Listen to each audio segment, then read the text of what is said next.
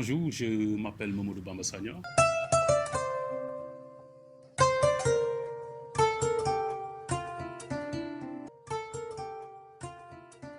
Si on se réfère aux statistiques de l'OMS, le tabac tue plus de 10 millions par an.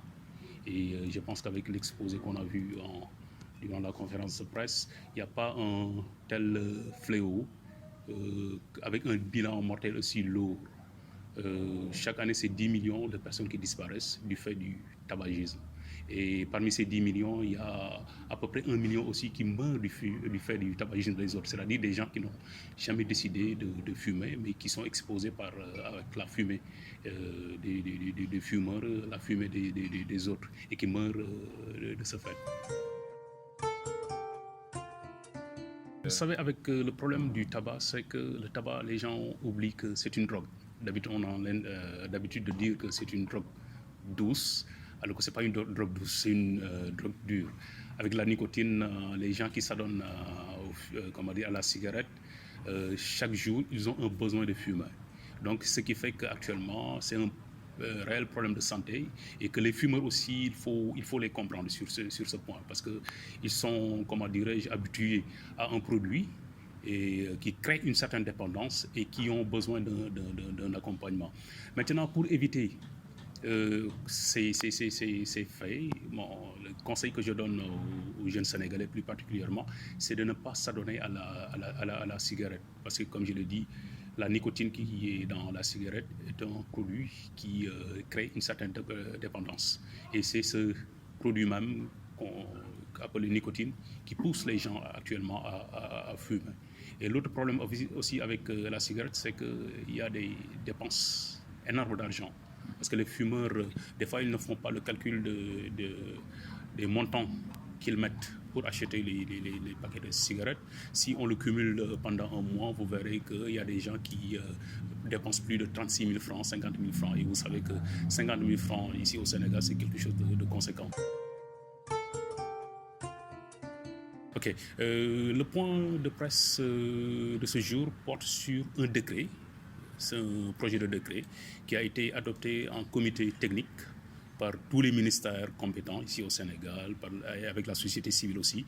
Et ce décret est en souffrance au niveau du secrétariat général du gouvernement depuis plus d'une année.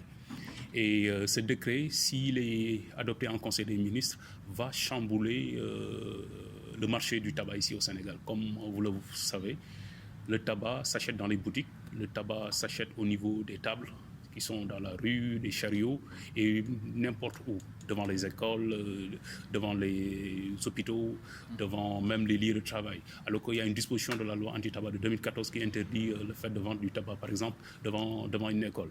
Donc avec ce décret, une fois adopté, on va voir maintenant des débits de tabac, des débits spécialisés, c'est-à-dire des endroits. Ça peut être une kiosque, on n'a pas encore défini l'endroit, mais ça, par exemple, ça peut être une kiosque où il sera commercialisé uniquement de la cigarette.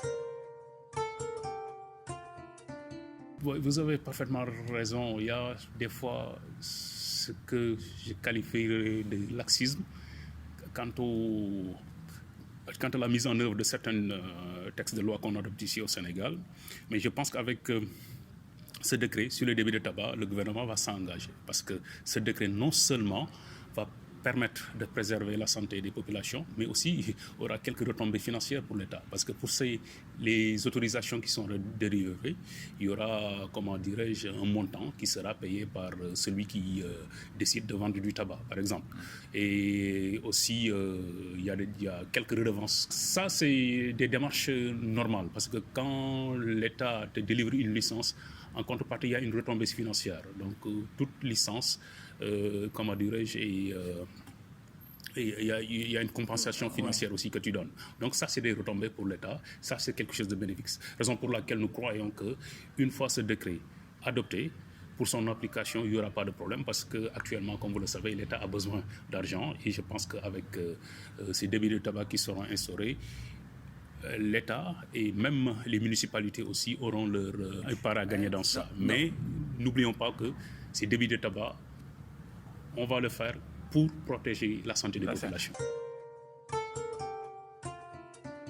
des sanctions, comment dirais-je, administratives, c'est-à-dire la fermeture, mais aussi il y a des sanctions pécuniaires qui sont prévues. Comme vous le savez, quand l'État demande, avant l'ouverture d'un débit spécifique, qu'il y ait une licence, la personne qui ne répond pas à ces critères, s'il viole cette disposition de la loi, il y a des sanctions qui sont prévues. Ça dépend des violations. Parce que aussi, il faut tenir compte qu'avec la loi anti-tabac, il y a d'autres sanctions qui sont prévues. Par exemple, l'interdiction de faire de la publicité, l'interdiction de faire de la promotion des produits du tabac, l'interdiction aussi de fumer dans les lieux publics et au-delà. C'est-à-dire que toutes ces sanctions seront, mis de côté et qu'une fois que ceux qui sont appelés à mettre en œuvre ces sanctions jugent qu'il y a possibilité de